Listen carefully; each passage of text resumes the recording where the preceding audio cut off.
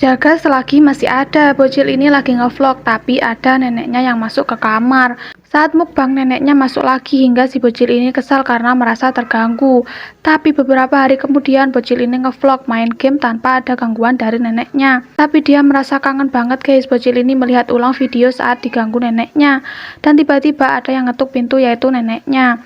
Bocil ini segera meluk dengan erat, tapi ternyata dia hanya meluk bantal guys. Inilah yang sering terjadi jika sudah mepet jam kerja. Wanita ini panik banget karena hampir telat. Saat mau mandi, dia terburu-buru hingga sapu menutupi gagang pintu nih guys. Cewek ini punya akal buat buka pintunya, tapi gagangnya malah copot.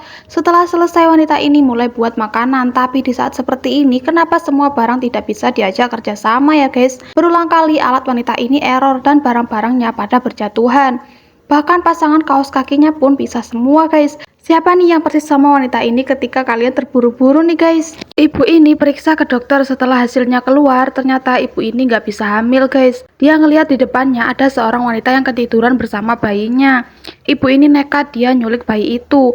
Keesokan harinya bayi itu dirawat dengan baik seperti anak kandungnya sendiri. Tapi ibu ini sudah masuk berita di TV karena penculikan anak. 5 tahun kemudian, anak ini dijaga ketat, gak boleh keluar oleh ibunya. Tapi dia bosan lalu menemukan kunci rumah. Alhasil anak ini keluar rumah guys. Di perjalanan dia ketemu sama ibu kandungnya dan ketahuan oleh ibu angkatnya. Anak ini segera dibawa kabur, sementara ibu kandungnya terus mengejar bersama polisi. Di pertengahan jalan ada anjing lewat yang membuat mobil ibu ini jatuh ke jurang. Ibu dan anak ini berpegangan di dahan pohon yang akan patah. Tapi si ibu mengorbankan dirinya dan melemparkan anaknya ke atas guys. Ibu ini terharu dan sedih karena berpisah dengan anak culikannya. Toka cemburu melihat ayahnya bercanda dengan ibu tirinya. Dia marah gak mau makan. Pas disuapin ibu tirinya, sosisnya ditampol guys, hingga Toka dimarahin ayahnya. Bukannya kapok, Toka malah nendang kursi lalu pergi. Si Toka kangen banget sama ibu kandungnya. Beberapa saat kemudian ibu tirinya masuk ke kamar Toka bawa kue. Tapi si Toka nggak mau dan kuenya dilempar. Si ayah memarahi Toka lagi yang membuat Toka kabur dari rumah. Pas di perjalanan dia mau beli kue karena lapar tapi nggak jadi karena nggak bawa uang. Toka sedih menangis di pojokan, lalu tiba-tiba ada penculik yang mau jahatin Toka. Untung saja ayah dan ibu tirinya segera datang dan menolongnya.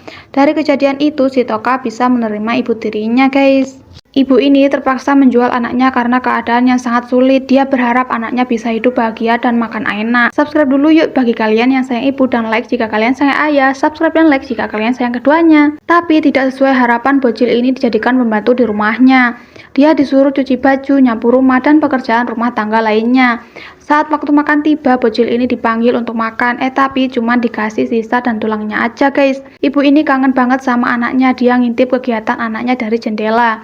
Ibu ini sangat kaget karena si anak diperlakukan seperti pembantu. Saat wanita ini mau menampar bocil ini, si ibu segera datang dan membelanya. Bocil ini mau dibawa kembali oleh sang ibu, tapi nggak diizinin sama wanita ini karena dia sudah dibayar.